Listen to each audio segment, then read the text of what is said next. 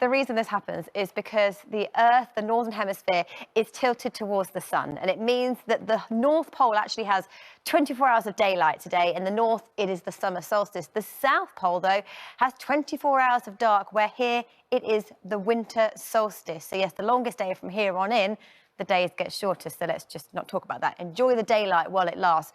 But another thing that's happening today is also, it is Show Your Stripes Day. Meteorologists and weather presenters from right across the world are going to be showing these. There's a clock in my room as well. You'll be seeing these, I'm sure, on your feeds as we head through the day from all around the world. We'll start off and what they show. So this is for Earth. This is the temperature on Earth every single year from 1850 all the way through to present day. Every single line represents the temperature compared to average. So the blues show the lines below average temperature, and it's very clear to see how Earth's temperature has been rising way above average more significantly in the last 20 or 30 years. But the ones actually for the Arctic are most dramatic because we start off with it being cool. Every single one of these lines, temperatures below average or above. Some slight peaks with some red, but this massive trend here from pretty much 2000 onwards, where temperatures have been 3 times higher than the global average. But just a really good way of simply demonstrating how the Earth is warming and starting that conversation about climate change. And if you want to know how you... But weather-wise, it may well be the summer solstice. It probably doesn't feel much like it. Last week it did, with that warmth and the heat and the sunshine. Some pretty dramatic changes, and that is down to the jet stream. It has moved to our south. It's taken away all that warm air into the near continent. Eastern areas of Europe have some record temperatures, and in the south they have some torrential thunderstorms. But for us, it means a northerly flow. It's fairly cool this week with outbreaks of rain. Rain starts the journey through southern areas of England today, heading its way northwards. Elsewhere, some sunny spells, but temperatures, Charlotte, no great shakes for the next few days. Oh, boo. Let's bring... Good morning to you. Today is the summer solstice. It's when the sun's at its highest point in the sky. We have the most daylight. It felt like summer last week. This week, perhaps not so much, because we still have weather fronts close by. The winds are coming from a northerly direction.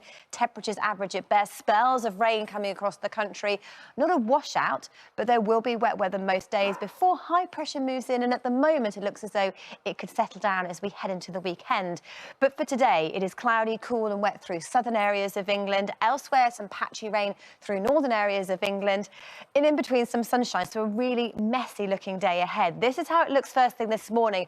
A band of rain through southern coastal counties of England will slowly work its way northwards. Another weak weather front, southern Scotland, northern England, cloudy skies here, patchy rain either side, sunshine, but with the sunshine greeting us in Scotland this morning, it was cold enough for a touch of frost. Incredible how cold it is. So temperature-wise, with the sunshine rising around about average for Scotland and Northern Ireland with those sunny skies. But here's this heavy rain in the south, particularly into East Anglia. A wet and windy afternoon to come here. So let's take a look at our 7-day outlook, where our weekend is always in view. Scotland, Northern Ireland, northern areas of England. Temperatures pretty much average, just a little above at best as we head through the week. Not the dramatic highs we saw last week. Looking at our percentage charts of rainfall, well, generally, like we saw for much of last week, northern areas had a lot of dry weather around. Largely dry for the next few days. We have got a band of rain moving in on Wednesday and Thursday. That's the highest chance of getting wet. And into the weekend, high pressure moves in and drier weather looks set to return. Fortunes further south for England and Wales, south of the Humber for the next 7 days. Temperature-wise, again, they sit around about maybe just above average. No great shakes with our temperatures.